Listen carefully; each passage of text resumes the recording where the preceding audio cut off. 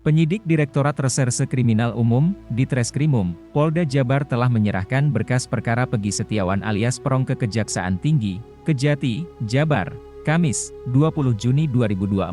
Menurut pantauan, penyidik hanya melimpahkan satu berkas tebal berjilid merah.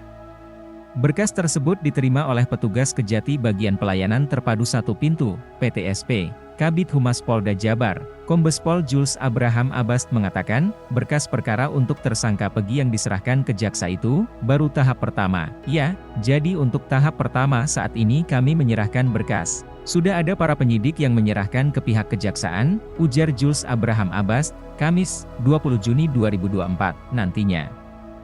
Berkas perkara tahap 1 yang diserahkan oleh penyidik akan dilakukan penelitian oleh Jaksa Penuntut Umum, JPU, dan memeriksa kelengkapan dari berkas yang telah dilimpahkan. Jika berkas yang diterima Jaksa Penuntut Umum masih kurang lengkap, maka akan diberikan kode P18 dan mengembalikan berkas itu kepada penyidik untuk dilengkapi.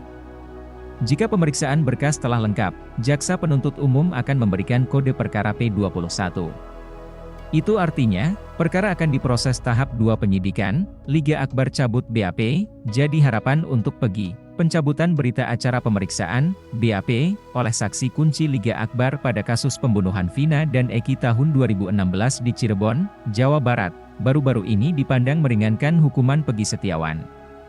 Salah satu tim kuasa hukum Pegi Setiawan, Tony RM menyatakan, bahwa pencabutan keterangan tersebut dapat memberikan dampak positif bagi kliennya. Dijelaskannya, bahwa Liga Akbar mengaku salah mengenali tersangka. Bagi kami sebenarnya, sebagai penasehat hukum Pegi Setiawan, Liga Akbar mau mencabut atau tidak keterangannya. Sebenarnya yang muncul dalam DPO itu adalah Pegi alias Perong, sementara klien kami adalah Pegi Setiawan, itu berbeda ciri-cirinya, ujar Tony saat ditemui di rumah Pegi Setiawan di Desa Kepompongan, Kecamatan Talun, Kabupaten Cirebon, Rabu, 19 Juni 2024. Lebih lanjut, Tony mengatakan bahwa keuntungan bagi Pegi Setiawan adalah keterangan Liga Akbar yang tidak mengenal Pegi Setiawan, sehingga tidak ada dasar untuk menetapkan Pegi Setiawan sebagai tersangka. Yang menguntungkan bagi kami adalah, Liga Akbar tidak mengenal Pegi Setiawan, sehingga tidak ada dasar kalau keterangan Liga Akbar untuk menetapkan tersangka pada Pegi Setiawan, ucapnya. Tony juga menyatakan, bahwa keterangan Liga Akbar yang menyebutkan adanya pengarahan dari Ibtu Rudiana, ayah dari Eki, merupakan bukti adanya keterangan palsu. Ketika Liga Akbar membuka kesaksiannya bahwa diarahkan oleh Ibtu Rudiana, saya melihatnya ini bahwa Pak Rudiana telah memberikan keterangan palsu.